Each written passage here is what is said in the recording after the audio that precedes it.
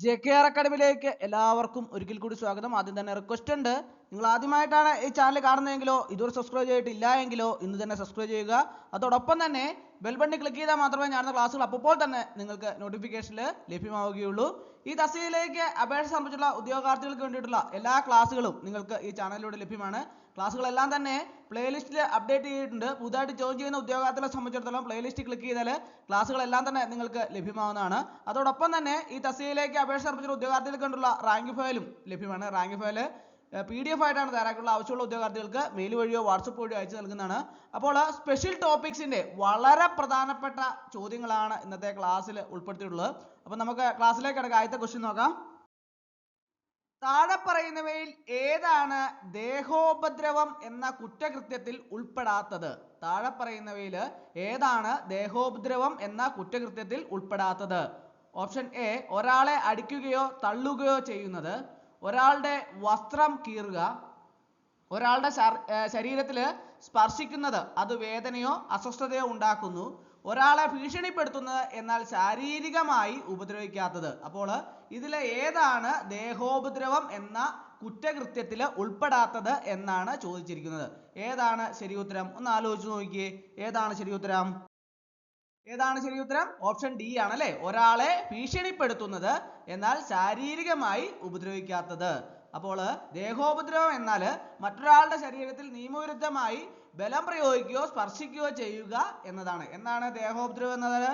ദേഹോപദ്രവം എന്നാൽ മറ്റൊരാളുടെ ശരീരത്തിൽ നിയമവിരുദ്ധമായി ബലം പ്രയോഗിക്കുകയോ സ്പർശിക്കുകയോ ചെയ്യുക എന്നതാണ്.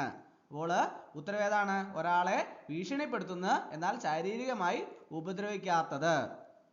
അടുത്ത ക്വസ്റ്റ്യൻ, കൊലപാതകം എന്ന കുറ്റകൃത്യം എന്താണ്? കൊലപാതകം എന്ന കുറ്റകൃത്യം എന്താണ്? ഓപ്ഷൻ എ, അശ്രദ്ധ മൂലം ഒരാൾ മരിക്കുന്നത്, ഓപ്ഷൻ ബി, ഒരാൾ മറ്റൊരാളെ മനഃപൂർവ്വം കൊല്ലുന്നത്, ഓപ്ഷൻ സി, നിയമവിരുദ്ധമല്ലാത്ത പ്രവൃത്തിക്കിടയിൽ ഒരാൾ മരിക്കുന്നത്, ഓപ്ഷൻ ഡി, ആത്മഹത്യ ചെയ്യുന്നത്. കൊലപാതകം എന്ന കുറ്റകൃത്യം എന്താണ്?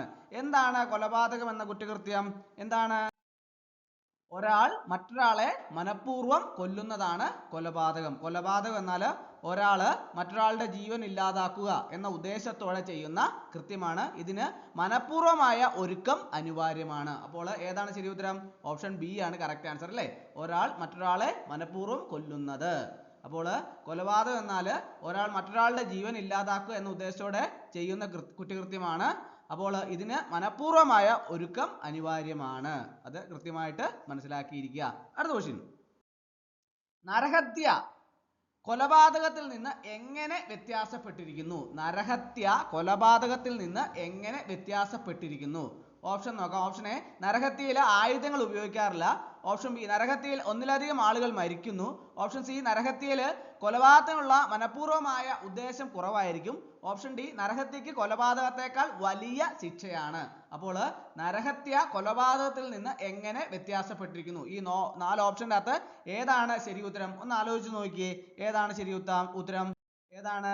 ഓപ്ഷൻ സി ആണല്ലേ, നരഹത്യയിൽ കൊലപാതകത്തിനുള്ള മനഃപൂർവമായ ഉദ്ദേശം കുറവായിരിക്കും. അതാണ് ഇതിന്റെ അകത്ത് ശരി ഉത്തരം. നരഹത്യയിൽ കൊലപ്പെടുത്താനുള്ള വ്യക്തമായ ഉദ്ദേശം ഉണ്ടാകണമെന്നില്ല. സാഹചര്യങ്ങളുടെ സമ്മർദ്ദം, പ്രകോപനം തുടങ്ങിയ കാരണങ്ങളാലാണ് ഇത് സംഭവിക്കുന്നത്. അപ്പോൾ നരഹത്യ എന്നത് കൊലപാതകത്തിനുള്ള വ്യക്തമായ ഉദ്ദേശം ഉണ്ടാകണമെന്നില്ല നരഹത്യയിൽ, പക്ഷേ സാഹചര്യങ്ങളുടെ സമ്മർദ്ദവും പ്രകോപനവും തുടങ്ങിയ കാരണങ്ങളാൽ ഇത് സംഭവിച്ചേക്കാം. അത് മനസ്സിലാക്കിയിരിക്കണം. അടുത്ത ക്വസ്റ്റ്യൻ,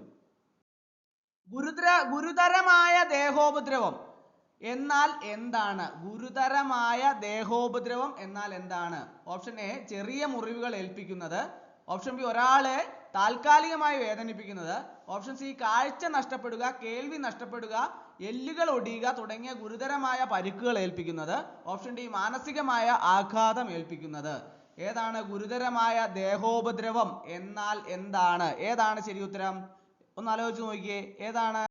ഓപ്ഷൻ സി ആണല്ലേ, കാഴ്ച നഷ്ടപ്പെടുക, കേൾവി നഷ്ടപ്പെടുക, എല്ലുകൾ ഒടിയുക തുടങ്ങിയ ഗുരുതരമായ പരിക്കുകൾ ഏൽപ്പിക്കുന്നതാണ് ഈ ഗുരുതരമായ ദേഹോപദ്രവം എന്നാൽ ഉദ്ദേശിക്കുന്നത്.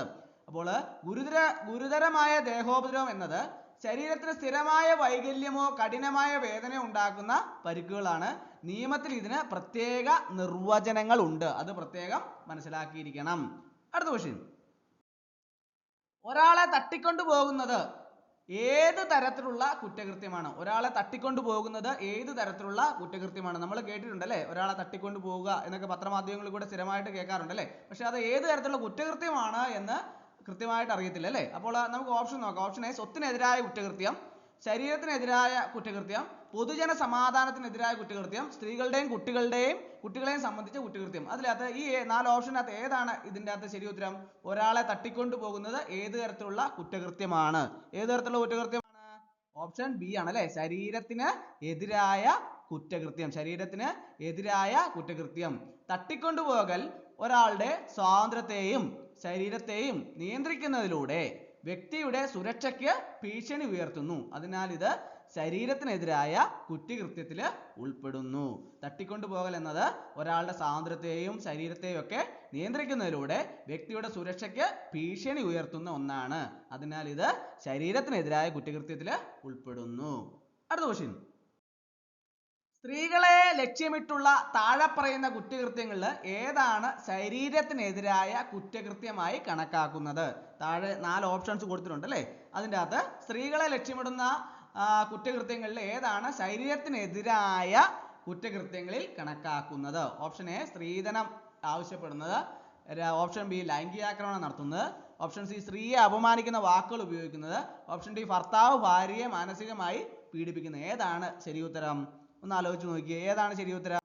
ഓപ്ഷൻ ബി ആണ് അല്ലെ, ലൈംഗികാക്രമണം നടത്തുന്നത്.